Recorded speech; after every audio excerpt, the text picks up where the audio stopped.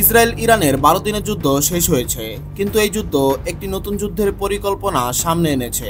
তা হলো পাকিস্তানের বিরুদ্ধে ইসরায়েল ও ভারতের নতুন যুদ্ধের পরিকল্পনা।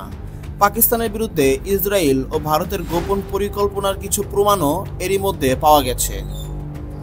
এটা এখন আর গোপন নয় যে ভারতের প্রধানমন্ত্রী নরেন্দ্র মোদী ও ইসরায়েলি প্রধানমন্ত্রী নেতানিয়াহুর মধ্যে সম্পর্ক খুবই ভালো। বিখ্যাত আমেরিকান ম্যাগাজিন ফরেন পলিসি সাম্প্রতিক অতীতে ইসরায়েল ও ভারতের মধ্যে ক্রমবর্ধমান সামরিক জোট নিয়ে অনেক নিবন্ধ প্রকাশ করেছে। হোস্টাইল হোমল্যান্ডস বইয়ের লেখক দক্ষিণ আফ্রিকার সাংবাদিক আজাদ এশা বিশ্বাস করেন, ইসরায়েলের সাথে ভারতের ঘনিষ্ঠতা মুসলিম বিরোধী মনোভাবের সাথে গভীরভাবে জড়িত। কাশ্মীরে ভারতীয় সেনাবাহিনী এবং অধিকৃত ফিলিস্তিনি অঞ্চলে ইসরায়েলি সেনাবাহিনীকে খুব কাছ থেকে দেখার অভিজ্ঞতা এশার রয়েছে। তিনি বিশ্বাস করেন, মোদি নেতানিয়াহু জোট কেবল দুটি ব্যক্তির সহযোগিতা নয়, এটি দুটি মতাদর্শের সহযোগিতা। একটি হলো ইহুদিবাদ এবং অন্যটি হিন্দুত্ববাদ। ২০১৭ সালে মোদি প্রথম ভারতীয় প্রধানমন্ত্রী হিসেবে ইসরায়েল সফর করেন। তার হিন্দুত্ববাদী আদর্শ ইহুদিবাদ থেকে অনুপ্রাণিত। অনেক হিন্দু জাতীয়তাবাদী কাশ্মীর সংঘাতকে ইসরায়েলের মতো সমাধানের জন্য প্রকাশ্যে আহ্বান জানিয়েছেন। এর মধ্যে রয়েছে মুসলিম সংখ্যাগরিষ্ঠ কাশ্মীরে হিন্দু জনসংখ্যার পক্ষে জনসংখ্যাগত পরিবর্তনের পক্ষে কথা বলা। ২০২৫ সালের মে মাসে পাকিস্তানের সাথে সংঘাতের পর ভারত কেবল ইসরায়েল থেকে নয়, বরং অনেক পশ্চিমা দেশ থেকেও নীরবে প্রচুর অস্ত্র কিনছে। এখন ভারত ইসরায়েলের সাহায্যে পাকিস্তানের উপর প্রতিশোধ নিতে মরিয়া। সাম্প্রতিক ১২ দিনের যুদ্ধের সময় পাকিস্তান কেন প্রকাশ্যে ইরানকে সমর্থন করেছিল তা নিয়ে অনেক ইসরায়েলি ক্ষুব্ধ।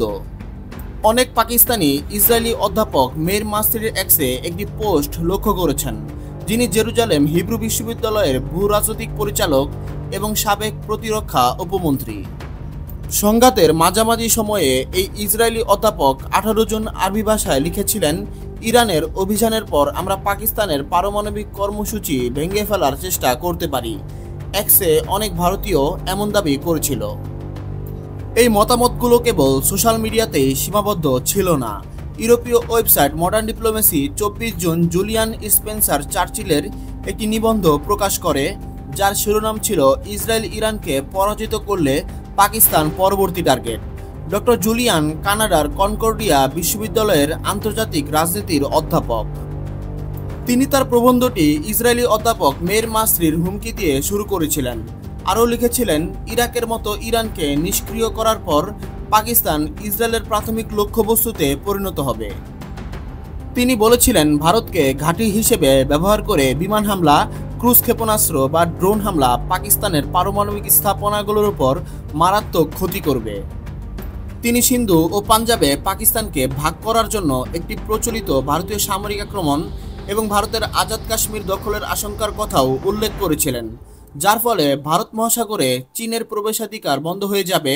এর অর্থ হলো ভারত ও ইসরায়েল চীনকে গোয়াদর বন্দর থেকে বিচ্ছিন্ন করতে চায়। এবার ভারত ও ইসরায়েলের মধ্যে সাম্প্রতিক অস্ত্র বাণিজ্যের দিকে তাকানো যাক। অনেক ইসরায়েলি অস্ত্র কোম্পানি ভারতে কারখানা স্থাপন করেছে এবং কেবল ক্ষেপণাস্ত্রই নয়, ইসরায়েলি ড্রোনও তৈরি করছে। আদানি গ্রুপ ২০১৮ সালে ইসরায়েলের এলবিট সিস্টেমের সাথে একটি যৌথ উদ্যোগে হারমিস 900 ইউএভির মতো সামরিক ড্রোন তৈরি করে। আদানি ভারতের হায়দ্রাবাদে একটি কারখানা তৈরি করে এবং ৮৫% ড্রোন শুধুমাত্র ইসরায়েলি প্রতিরক্ষা বাহিনীর জন্য তৈরি করে। ইসরায়েল লেবানন থেকে গাজায় এই ড্রোনগুলো ব্যবহার করে। ইরানের বিরুদ্ধে সাম্প্রতিক যুদ্ধে ইসরায়েল এই হারমিস 900 ড্রোনগুলো সফলভাবে পরীক্ষা করে। ২০২৫ সালের মে মাসে ভারত পাকিস্তানের বিরুদ্ধে এই একই ড্রোন ব্যবহার করেছিল, কিন্তু পাকিস্তান এই ড্রোনগুলোকে ভূপাতিত করে।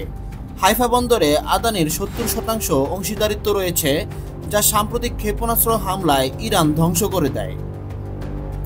ভারত ও ইসরায়েল পাকিস্তানের বিরুদ্ধে বড় বড় পরিকল্পনা করতে পারে, কিন্তু তাদের বুঝতে হবে যে পাকিস্তান, লেবানন, গাজা, এমনকি ইরানও নয়। নয়াদিল্লি ও তেল আবিবের মধ্যে এই প্রেমের সম্পর্ক নরেন্দ্র মোদির জন্য আরও একটি অপমানের কারণ হতে পারে। পাকিস্তান বিমান বাহিনী ২০২৫ সালের মে মাসে ৪টি রাফায়েল জেট সহ ভারতের ৭টি বিমান ভূপাতিত করেছে। পাকিস্তানের বিমান প্রতিরক্ষা ব্যবস্থা ইরানের চেয়ে অনেক ভালো।